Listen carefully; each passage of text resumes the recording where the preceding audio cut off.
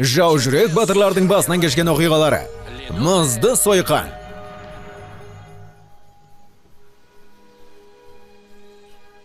Манорики аралы. Серфинг, жарқыраған күн мен тегін күнге қыздыру.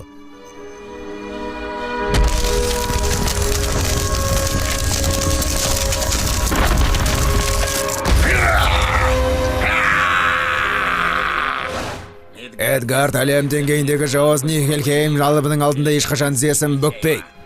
Одиннің алатар, мұзғаға қалымыл! Ауызбен ара қорғанша тас атау керек.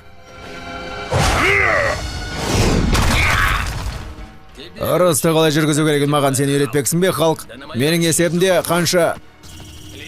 Манорики аралына құмартқан мұз алыбы, қызық екен.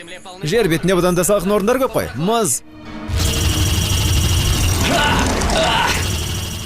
Мұз қару ретінде таптырмас құрал. Ешқандай аяға қалдырмастан еріп кетеді. Бір фильмнен көріп ем.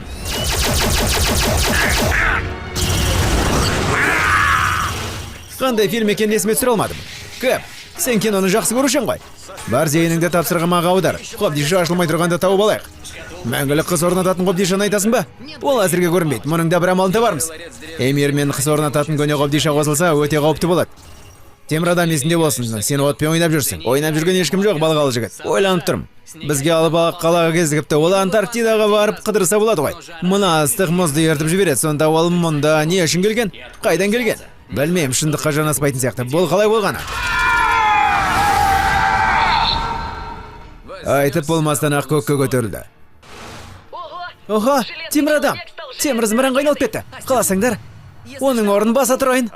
Тоқтат рептилия. Тағылымгердің жұмысы бақылап жүру ғана. Мұны талқылауға болмайды. Мен онсыз да бақылап жүрмін ғой. Ал егер